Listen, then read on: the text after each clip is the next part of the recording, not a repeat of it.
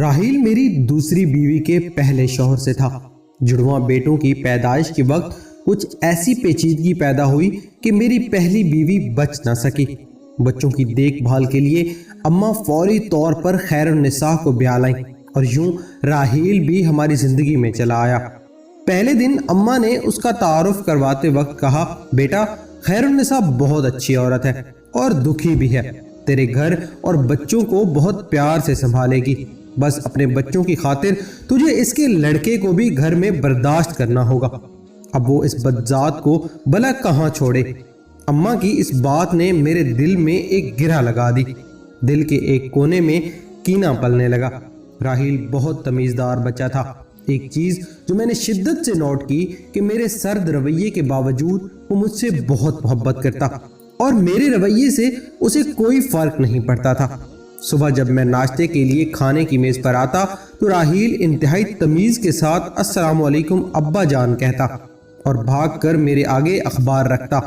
میرے دل میں لگی گرہ ڈھیلی ہوتی کہ ساتھ ہی آواز آتی، ارے بدذات، چل اپنی ماں سے کہہ جلدی ناشتہ لائے، میرے بچے کو دیر ہو رہی ہے۔ وعلیکم السلام کے ساتھ راحیل کے سر پر پیار دینے کے لیے اٹھتا، لیکن ہاتھ وہیں پہ میری اپاہج سوچ کے ساتھ لڑتا اور شکست کھا کر ڈھیر ہو جاتا۔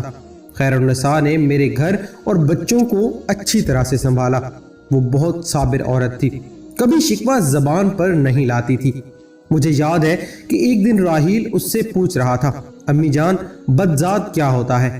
میرا پورا جسم کان بن گیا تھا۔ میری سماعتیں شدت سے خیر النساء کے جواب کی منتظر تھیں۔ وہ مسکرا کر کہنے لگی، جب کوئی بہت پیارا لگے اور نظر لگنے کے ڈر سے آپ بتانا نہ چاہیں تو اسے بدذات کہتے ہیں۔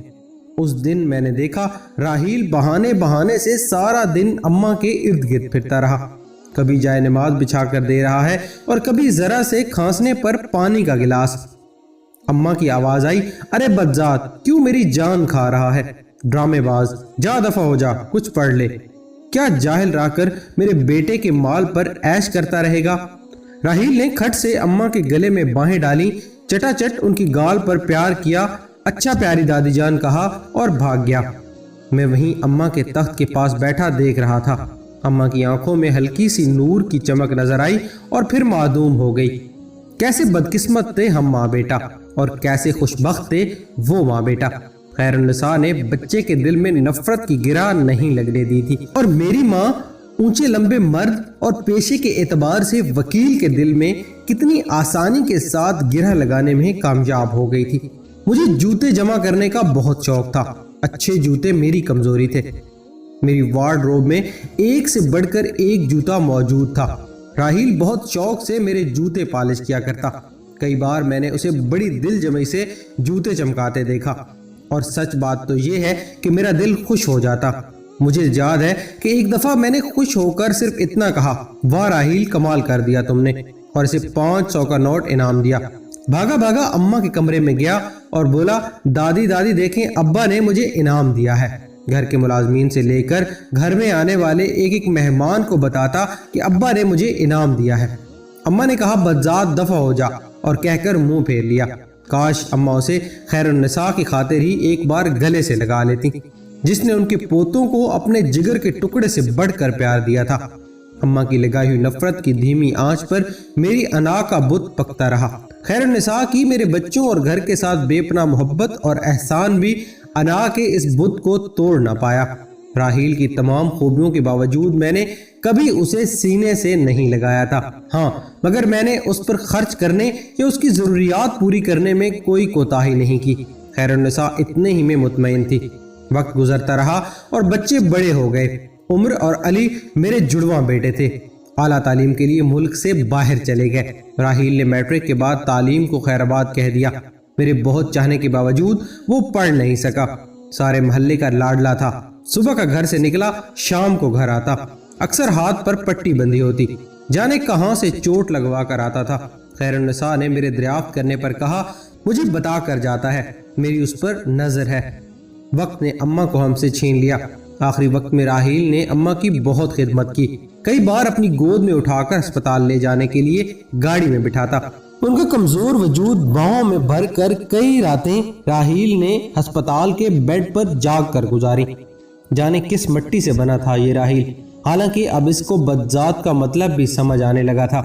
مرتے سمے اماں کے ہاتھ راحیل کے آگے جڑے ہوئے تھے، جنہیں چوم کر اس نے اپنے ہاتھوں سے اماں کی آنکھیں بند کی اور میرے ساتھ انہیں لحد میں اتارا۔ میرے دونوں بیٹے چاہنے کے باوجود دادی کی آخری رسومات میں شریک نہ ہو پائے۔ اس دن اماں کی لگائی گرا ڈھیلی ہو گئی، بالکل ڈھیلی، بس ایک بار راحیل کو گلے سے لگانے کی دیر تھی کہ کھل جاتی، مگر انا کو شکست دینا کہاں میرے بس میں تھا۔ عمر اور علی نے پڑھائی مکمل ہونے کے بعد شادیاں کر لیں اور ادھر کے ہی ہو کر رہ گئے، سال میں ایک بار بس ملنے کے لیے آتے۔ گھڑی پر سوئیوں کا رقص جاری تھا اور اب کے ڈانس سٹیپ میں وقت کا پاؤں میری قسمت پر تھا۔ مجھے اپنی کارکردگی پر ایک بہت بڑا ایوارڈ ملنے والا تھا کہ مجھے فالج ہو گیا۔ چمکتے بوٹ پہننے والے پاؤں مفلوج ہو گئے۔ کیا عثمان شاہ ننگے اور ٹیڑے پاؤں کے ساتھ ویل چیئر پر ایوارڈ وصول کرے گا؟ جس انا کے بت کو میں نہ توڑ پایا، اللہ نے اسے توڑ ڈالا تھا۔ نوکروں کی فوج کے باوجود راحیل میرے سارے کام اپنے ہاتھ سے کرتا۔ تقریب والے دن اس نے مجھے اپنے ہاتھوں سے بہترین لباس پہنا کر تیار کیا، جیسے کوئی باپ اپنے بچے کو سکول کے پہلے دن کے لیے تیار کرتا ہے، اور پھر ایک انتہائی خوبصورت کالے چمڑے کے بوٹ میرے پاؤں میں پہنائے، جو کہ اسپیشل میرے پاؤں کے لیے بنے تھے۔ مجھے جوتوں کی بہت پہچان تھی، جوتے کسی بہت مہنگی کمپنی پر آرڈر دے کر بنوائے گئے تھے۔ ایوارڈ کے لیے میری ویل چیئر چلانے کے لیے اسپیشل انتظام تھا، مگر راحیل خود میری ویل چیئر چلا کر سٹیج پر لایا اور ایوارڈ ملنے کے بعد میرے گال پر بوسہ دیا اور کہنے لگا، I am proud of you بابا۔ میں کہنا چاہتا تھا، میں بہت بار راحیل سے کہنا چاہتا تھا I am proud of you my son، مگر کبھی نہ کہہ سکا۔ وہ ایک بار پھر جیت گیا تھا۔ کچھ مائیں بڑی ظالم ہوتی ہیں، ان کی لگائی گریں بہت سخت ہوتی ہیں، وقت کے ساتھ ڈھیلی تو پڑ جاتی ہیں مگر کھل نہیں پاتی۔ میرے کان میں اماں کی آواز آئی، بدذات، آج شاید میری انا کا امتحان تھا۔ ایوارڈ کی تقریب کے بعد راحیل مجھے جوتوں کی ایک فیکٹری میں لے گیا۔ اندر داخل ہوتے ہی میں نے دیکھا ہر کوئی راحیل کو سلام صاحب کہہ رہا ہے، اور پھر راحیل مجھے ایک دفتر میں لے گیا جہاں ایک بہت خوبصورت بزرگ بیٹھے تھے۔ راحیل کو دیکھتے ہی اٹھ کر آئے اور اس کے سر پر ہاتھ پھیرا اور کہنے لگے، مبارک ہو عثمان شاہ صاحب، اللہ کو کوئی تو آپ کی بات پسند آئی ہوگی جو اس نے آپ کو راحیل جیسا بیٹا دیا ہے۔ یہ آپ کے بیٹے کی فیکٹری ہے، آپ کا بیٹا دنیا کا سب سے مشہور شو میکر ہے۔ مجھے یاد ہے کہ ایک دفعہ میری پسند کے بہت مہنگے جوتے خراب ہو گئے تھے، جوتے اٹلی کے تھے اور واپس کمپنی میں بھیجنے میں بہت وقت لگتا۔ راحیل نے بڑے ماہر موچی بابا جی کو ڈھونڈ کر ان سے میرے جوتے مرمت کروائے۔ یہ وہی جوتے تھے جن پر خوش ہو کر میں نے اسے 500 کا نوٹ انعام میں دیا تھا۔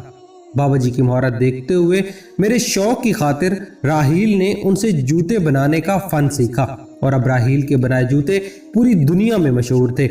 یورپ سے عمرہ راحیل کو اپنے جوتے بنوانے کے لیے بلاتے، مگر وہ مجھے اور اپنی ماں کو چھوڑ کر کبھی نہیں گیا۔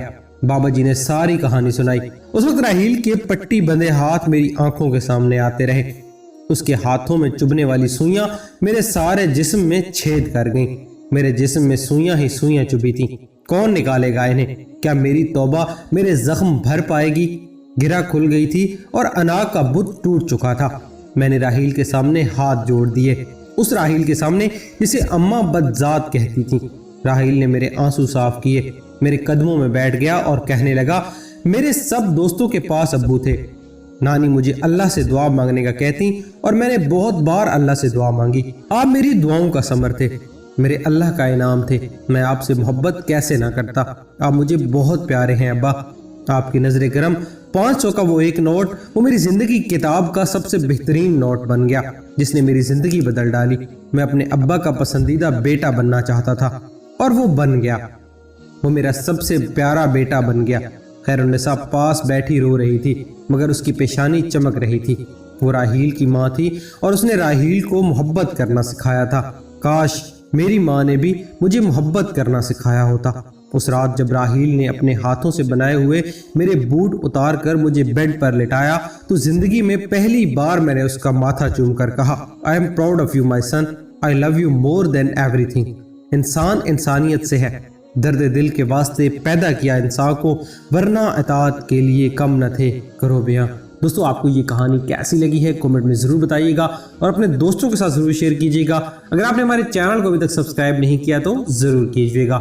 اللہ آپ کا